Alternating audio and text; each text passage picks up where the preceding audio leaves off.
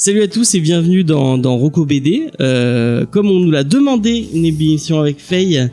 Oui, je suis visuel, ça a été très compliqué pour qu'elle vienne. Alors, j'avoue que ça me met très mal à l'aise, donc je vous demanderai d'être indulgent. Le premier qui m'emmerde, je viens personnellement lui péter la tête. Non, je déconne. Mais voilà, soyez sympa avec moi, écoutez. J'essaye, j'espère que pour vous, chers auditeurs. On a un petit cadre. Je sais pas comment est le son et comment le cadre. J'espère que ça ira. Voilà. Oui, c'était un peu compliqué, mais on a fait de notre mieux pour vous faire plaisir. Voilà. La dernière fois, on a fait une spéciale franco-belge où on vous a parlé de 3 franco-belges avec Jules, de la chaîne Jules et Nico. Et cette fois, je me suis dit, on a parlé de comics, on a parlé de franco-belge, parlons de manga. On va faire une spéciale manga. Oui. J'espère que ça vous ira.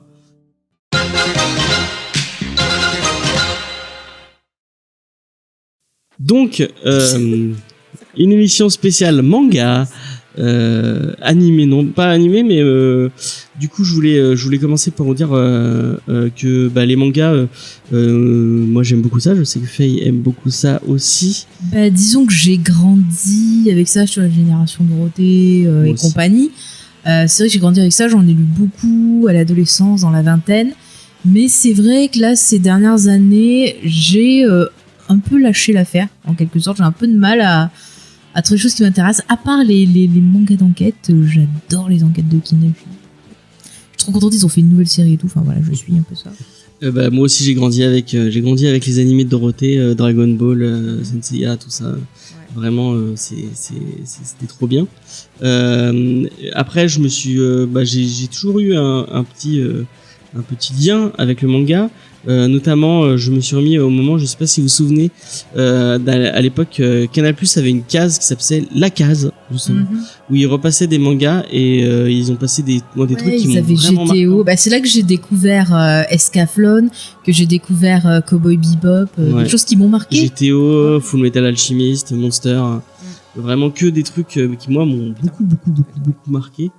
Et que j'ai adoré, et c'est grâce à cette case d'animé que je me suis remis à acheter des mangas. Mais Canal+, ils faisaient plein de trucs au niveau de l'animation. Je sais qu'ils avaient passé Evangelion. Moi, j'avais découvert Evangelion comme ça. Ouais. Ils avaient même fait toute une journée justement animation et tout. Et c'est comme ça que j'avais vu Akira quand j'étais jeune. Souvenir très marquant. Ne regardez jamais Akira avec 40 degrés de fièvre parce que vous ferez des rêves fantastiques.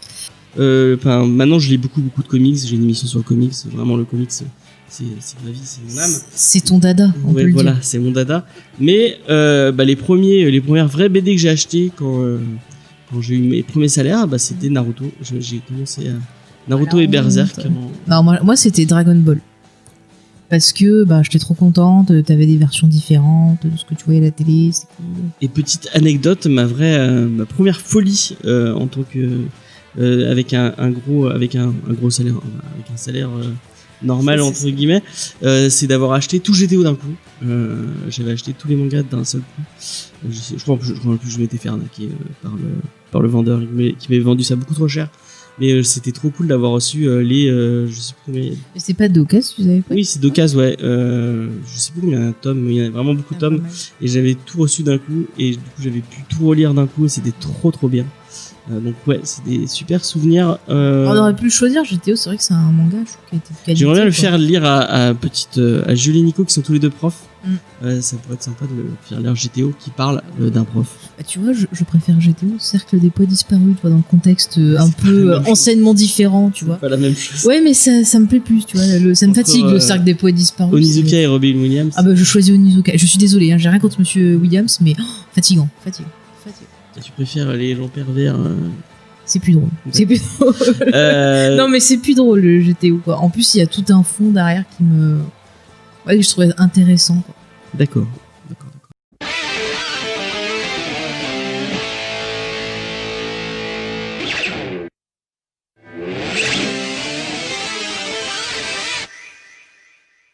Donc, moi je vais vous parler d'un auteur que j'aime beaucoup et d'un manga en particulier.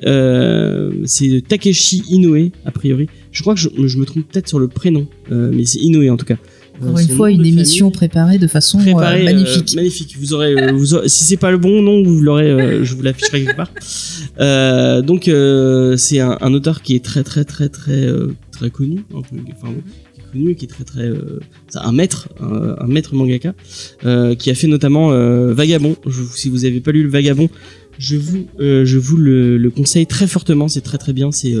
C'est l'autobiographie de Miyamoto Musashi, je crois, qui est le plus grand bretteur du Japon, le plus grand samouraï du Japon, le plus fort en tout cas, et celui qui a écrit le traité des 5 coups, qui est genre la bible pour les bretteurs et les escrimeurs japonais, et donc c'est toute son autobiographie. C'est vraiment très bien, surtout c'est très beau, mais c'est pas de ce titre-là dont je vais vous parler aujourd'hui, même s'il est très bien, lisez-le. Je voulais vous parler d'un manga de sport, parce que j'ai un... Ah, finalement, t'as choisi ça. Oui, je découvre sa sélection. Oui, j'ai changé, ouais. J'ai un vrai attrait pour les mangas de sport, je ne sais pas pourquoi. Autant le sport à la télé, j'en ai rien à foutre. Mais c'est parce que dans le manga, il y a une exagération dans les techniques qui fait que ça rend ça plus intéressant. Oui, genre, le côté moi, je vois dans ma jeunesse, Jeanne et Serge, on était à fond là. Le ballon qui se divise et tout, enfin, c'était trop fou. Ouais, bah, Jeanne et Serge, Olivier Tom, moi, genre, tu jouais au volley, tout le monde faisait attaque. Les profs, ils en pouvaient plus. Ils n'en pouvaient plus, ces profs. Mais en tout cas, moi j'aime beaucoup ça. Je continue à en lire, genre Hajime no Ippo sur la boxe, vraiment meilleur manga de boxe jamais écrit. Il est vraiment très bien. Est-ce que c'est meilleur que Rocky? C'est meilleur que Rocky. Tu oses dire ça? C'est vraiment meilleur. Tu oses dire ça? Moi, eh bien, je vais envoyer ça à Monsieur Stallone. Il va venir te voir. Tu pourras lui dire, et il te dira, ah mais j'ai lu le manga de George Morikawa, et c'est vraiment Rocky le plus fort. Ah non, le plus fort c'est Rocky Ippo avec son depth. Mais Rocky, il a réussi, tu vois, à faire que les Russes, et ben, ils nous aiment bien. Moi, je te le dis. Mais il y a un Russe aussi dans. Ouais. Il y a un Russe. Mais il y a pas Rocky, donc c'est. Il est plus gentil. Voilà. Tu n'insultes pas Dolph Lundgren dans le rôle du Russe, il est très bien. Enfin bref, même Aichi 21 qui m'a fait découvrir le football américain, qui est vraiment très bien. Donc vraiment, j'ai un vrai attrait pour le manga sport. Et Inoue, c'est pas un débutant dans le manga sport, puisqu'il a dû écrire le meilleur manga sport de tous les mangas sport. C'est Slam Dunk, donc qui parle de basket. Si vous avez pas lu Slam Dunk et que vous aimez le basket, mais lisez Slam Dunk, c'est trop bien. Mais je vais pas vous parler de celui-là, puisqu'il a fait un deuxième manga autour du sport, et cette fois c'est Real qui parle du handi-basket. Et parler de handi-sport en manga, je trouve que c'est l'idée la plus couillue que j'ai jamais vue. Déjà, parler de handisport, c'est pas un sujet qu'on a l'habitude de voir traiter, surtout dans de la fiction.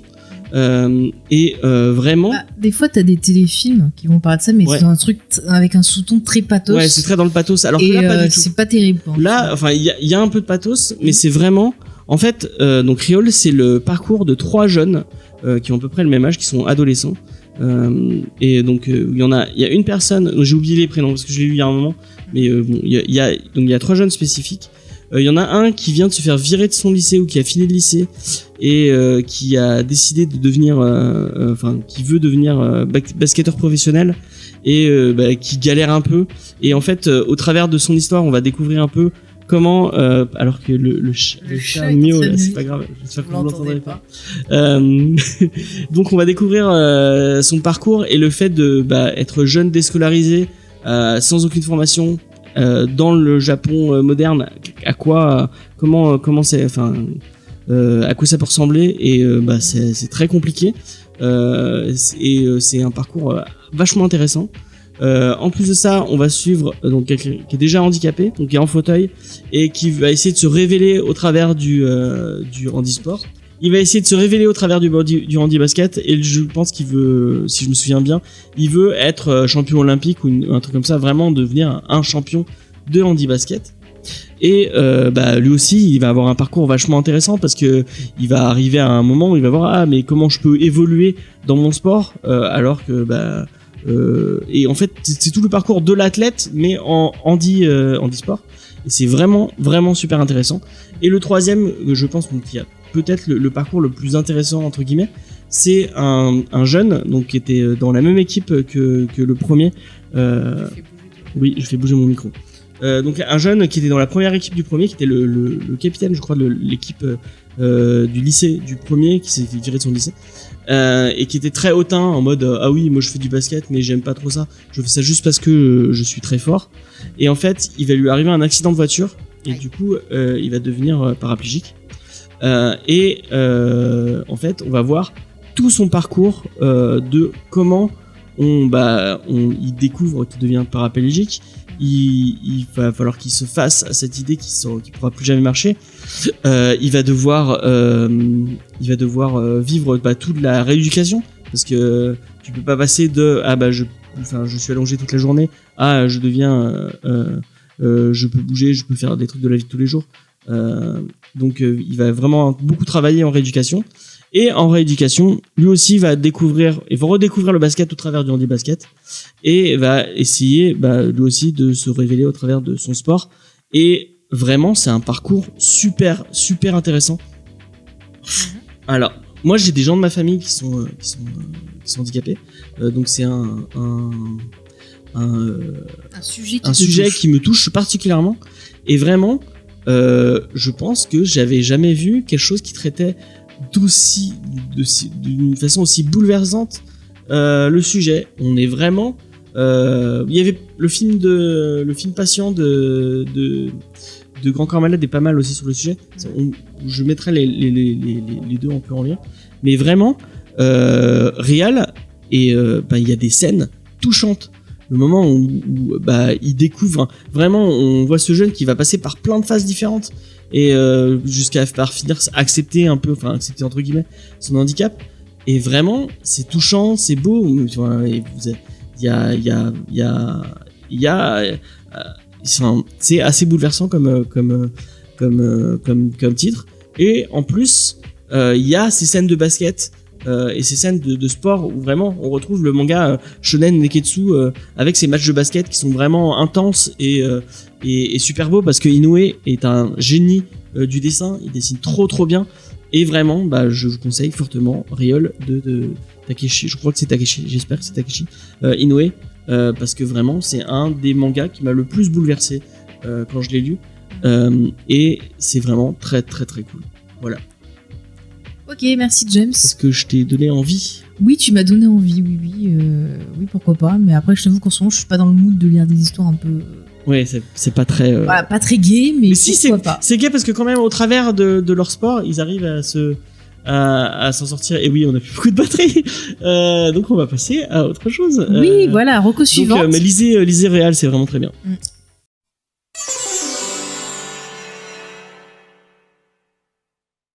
Donc voilà, on a dû changer. C'est peut-être que le cadre a bougé parce qu'on a changé. James et Faye, la dèche. On perd des enregistrements, on perd des batteries, c'est génial. Il n'y avait plus de batterie.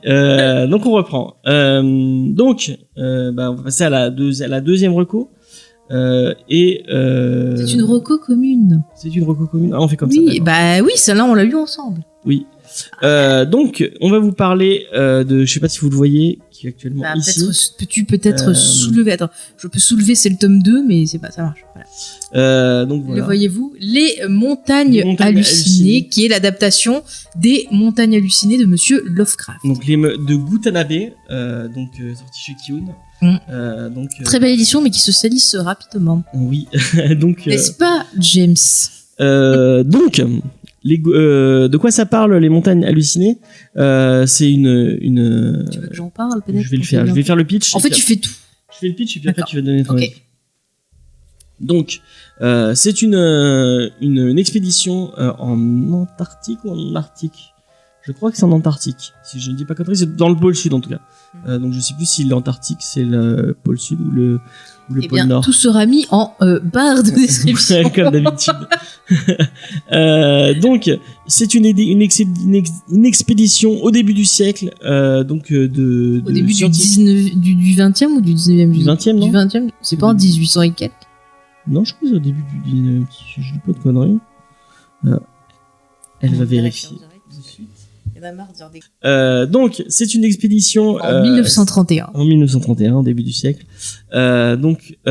Scientifique qui va explorer et va essayer à tout prix de faire des découvertes autour de l'Antarctique.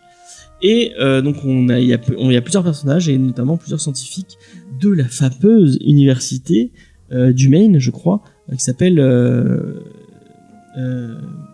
Miskatonic, oui, je crois. Donc c'est cette université-là, donc c'est une université fictive, je crois, qui a été inventée par Lovecraft et qui revient beaucoup dans l'œuvre de Lovecraft. De toute façon, il y a tout le temps des liens entre ces œuvres et tout. Là, on le voit, il parle de certains ouvrages et de certains personnages. J'en dis pas plus, tu vois. Oui. Donc cette mission en Antarctique va arriver. Ils sont un bateau, ils ont des avions et tout. Ils arrivent en Antarctique, ils vont commencer à faire des découvertes et tout. Et ils vont découvrir une roche un peu spéciale qui serait, selon un des scientifiques, d'origine biologique. Et il va devenir un peu complètement obsédé par cette roche, au point de vouloir à tout prix suivre une espèce de sillon qu'il va trouver, jusqu'à tomber sur une chaîne de montagnes. N'en dis pas trop quand même. Hein. Oui, voilà. Je pense qu'on peut s'arrêter à la chaîne de montagnes mystérieuse. Il va découvrir une chaîne de montagnes très mystérieuse, toute noire, où ils vont faire des découvertes assez hallucinantes. Et on va rester sur ça. On est dans du Lovecraft, donc forcément Lovecraft, ça va parler un peu d'horreur, mais d'horreur d'une façon spécifique. Et est-ce que Faye, tu peux essayer de nous définir un peu quelle est l'horreur dans ces montagnes hallucinées? Eh ben, c'est une horreur qui est à la base très cauchemardesque, mais qui utilise aussi la folie, c'est-à-dire que on va toujours osciller dans Lovecraft entre est-ce qu'on est fou, est-ce qu'il y a vraiment quelque chose, est-ce que c'est des visions de notre esprit. Mais c'est vrai que c'est toujours écrit comme un gigantesque cauchemar où des choses vont venir comme ça troubler le réel. C'est un peu la définition du fantastique, c'est quelque chose qui vient couper comme ça ta vie de tous les jours. D'un peu extraordinaire. Et oui, on retrouve totalement ça dans les montagnes hallucinées. Vraiment, on retrouve cette essence-là de l'univers de Monsieur Lovecraft. Et c'est quelqu'un qui a influencé pas mal d'écrivains, pas mal de cinéastes, pas mal de monde quand même. Ouais. On retrouve vachement de The Thing, moi. Oui. Après, mais après The Thing à la base est une adaptation d'une nouvelle aussi. Hein. Oui, non, mais je veux pas dire, de Lovecraft, mais c'est l'adaptation d'un bouquin. Mais bon, c'est vrai que le cas de Carpenter, par exemple, tu prends l'Antre de la folie, il y a quelque chose de très Lovecraftien dedans, donc c'est quelqu'un qui a toujours ce vision un peu cauchemardesque, un peu. Donc oui, tu peux rapprocher à ça. Après, c'est vrai quand tu vois l'adaptation donc en manga, j'ai trouvé que c'était plutôt une bonne adaptation. J'ai beaucoup aimé le dessin parce que je trouve que ça représente plutôt bien justement ces cauchemars décrits par Lovecraft. Et c'est vrai qu'on voit beaucoup d'influences. Oui, c'est vrai que j'ai pensé à The Thing version Carpenter en le lisant, mais j'ai aussi pensé à La Forteresse Noire, le film de Michael Mann qui est aussi l'adaptation d'un bouquin.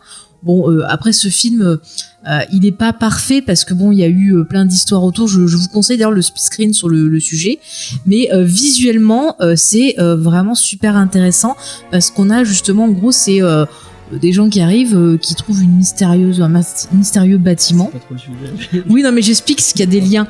Un mystérieux bâtiment et dedans, justement, il se passe des choses, pareil, mystérieuses, un peu cauchemardesques.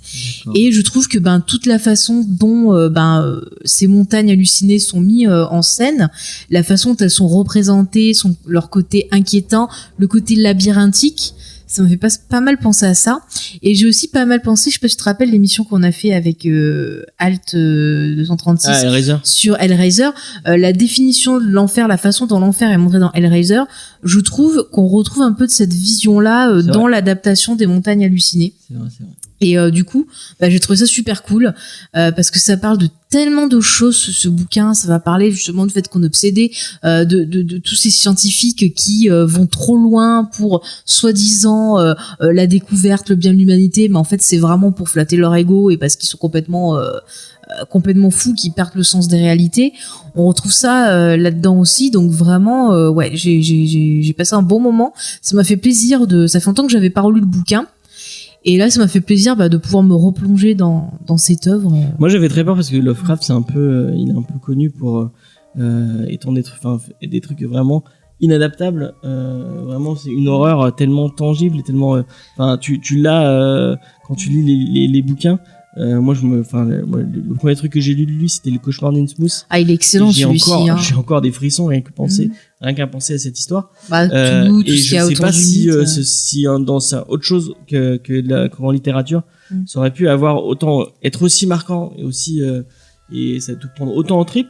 Et là, vraiment, je trouve que l'adaptation est parfaite.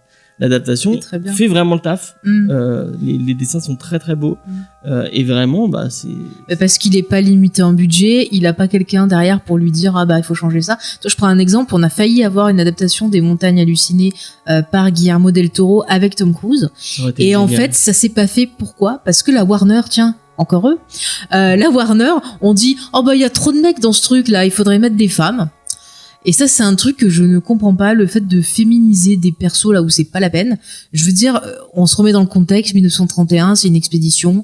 À ce moment-là, il y avait pas forcément de femmes. Et c'est pas parce qu'il y a pas de femmes que une femme va pas s'intéresser à l'histoire. Donc c'était complètement débile. Et je dis bravo à Guillermo del Toro d'avoir dit, puisque c'est comme ça, je fais pas le film. C'est dommage parce que ça aurait été très bien. Ça aurait été intéressant parce que visuellement, je pense qu'il aurait pu apporter quelque chose. Quand tu prends le labyrinthe de Pan, toutes les créatures qu'il a créées, même si tu vois son travail sur Hellboy 2 où tu vois toutes ces créatures, Trollhunter aussi par exemple. Bon, c'est une série animée, mais il a toujours ce truc d'arriver à inventer toutes sortes de créatures et je pense que le mélange des deux aurait pu être intéressant. Effectivement, vraiment, ça aurait pu être génial. Je conseille vraiment ces deux mangas qui sont vraiment très très bien. Ouais, c'est plutôt bien rythmé. Kiyun fait vraiment une super belle édition quoi. Ils sont, ce côté cuir, c'est super cool.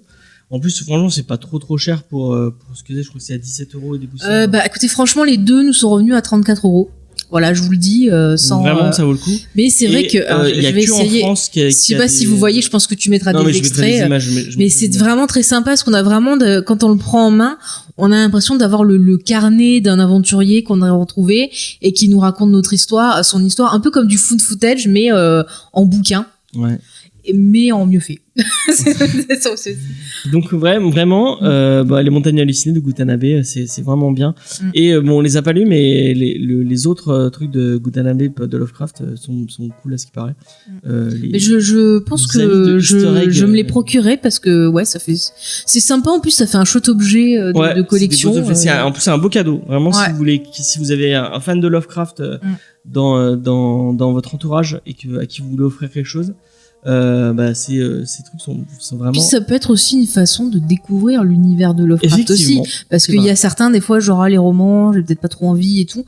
Là peut-être le fait d'avoir un truc visuel, un accompagnement visuel en même temps, ça peut être une idée aussi pour dire après je vais peut-être me plonger dans les romans.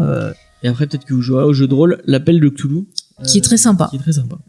Donc voilà, on a fait un peu le tour de. T'avais un autre truc à dire lisez-le. Lisez Lovecraft, c'est très intéressant. Voilà.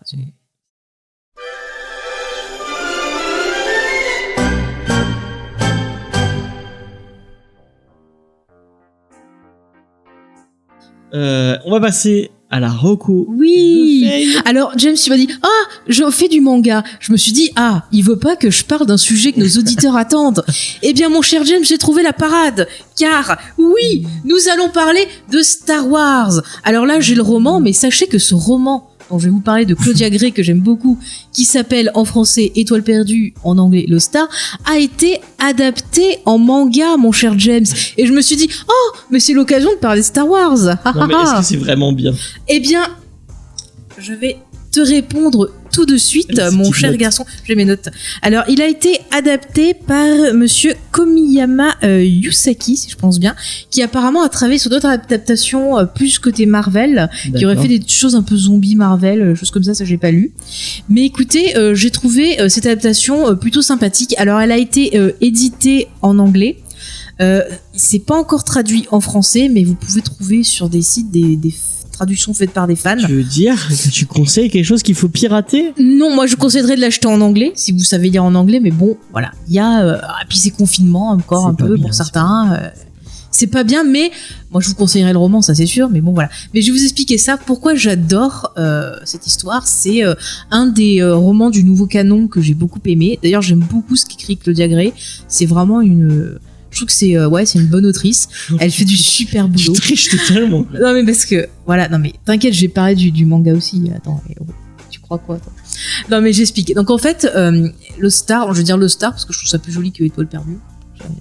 Donc Lost Star, en fait, ça nous plonge dans un point de vue un peu inédit, c'est-à-dire qu'on va suivre deux héros qui sont du côté de l'Empire.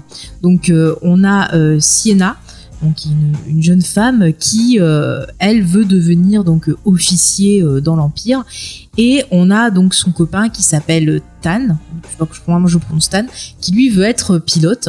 Et en fait, ça commence, on les découvre donc enfants.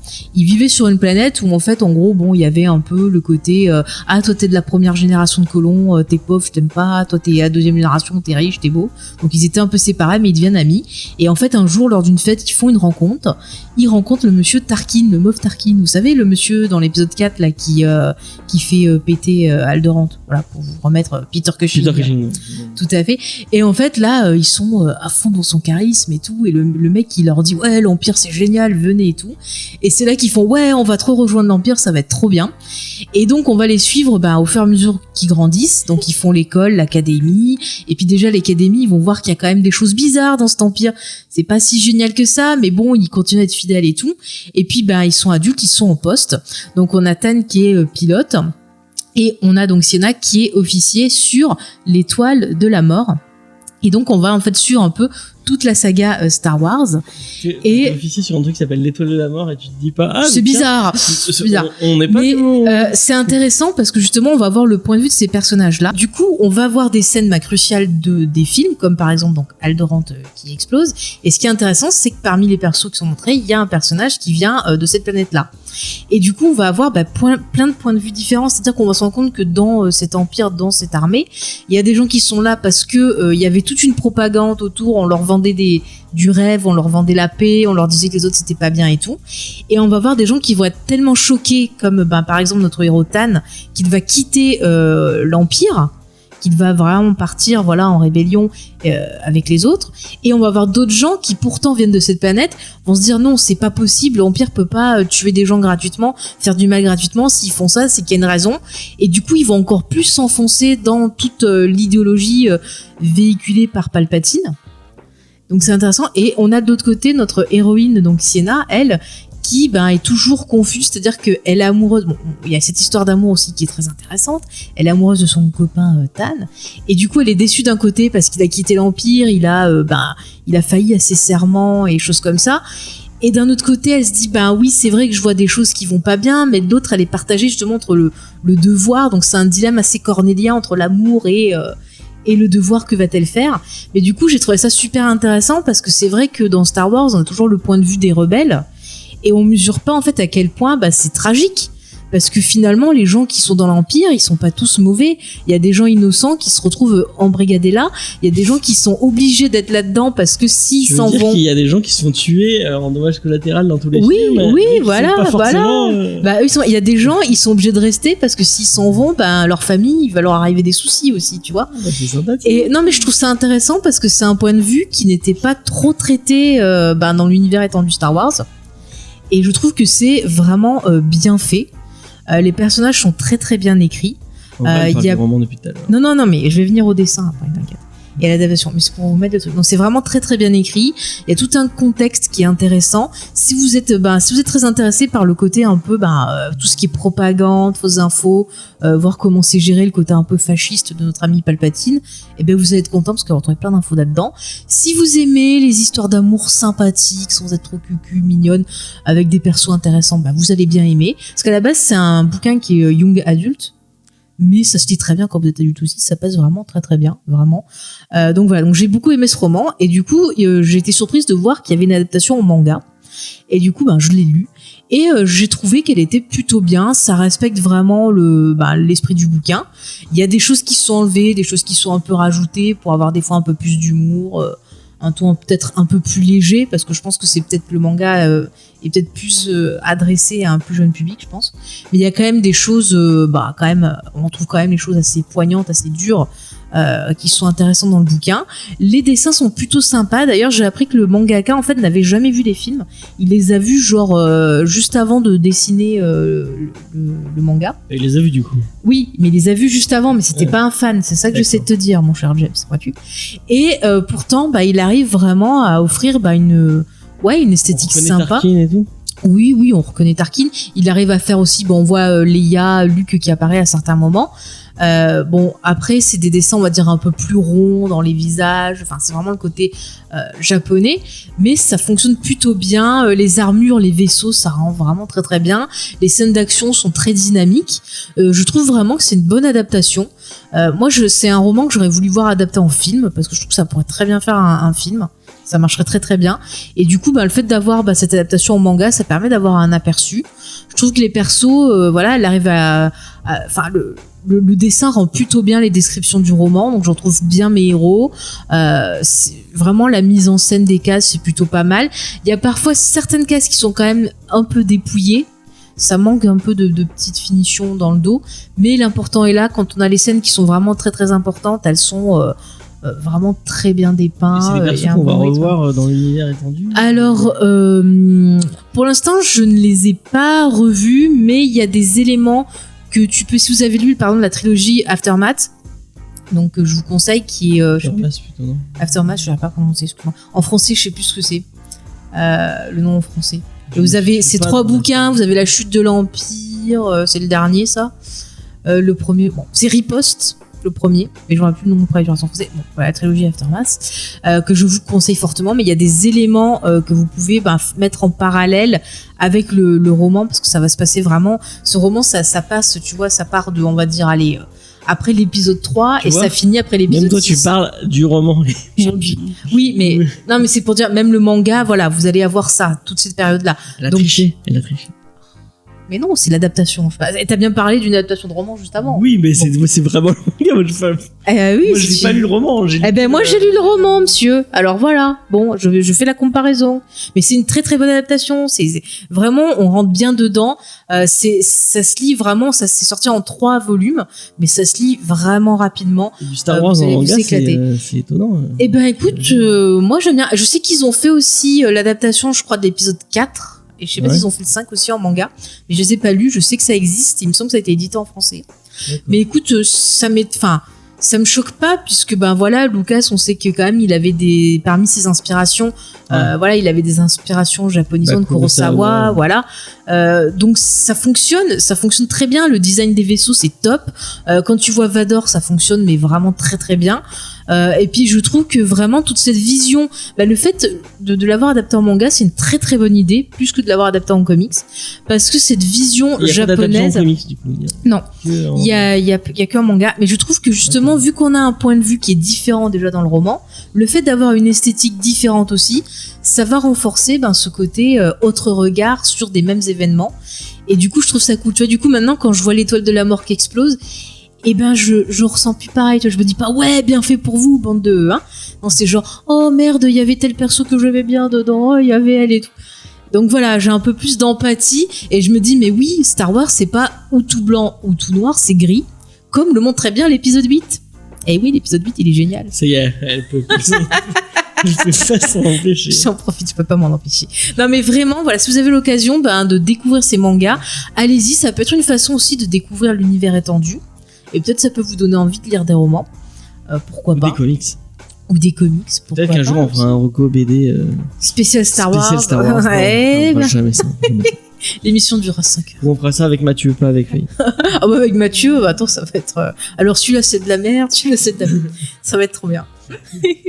Donc merci de nous avoir regardé. Mais c'était cool. Et lisez tous les romans écrits par Claudia Gray. Surtout Leia, princesse d'Aldorante. Et d'ailleurs je crois qu'il doit être adapté aussi en manga, donc voilà, très très bien.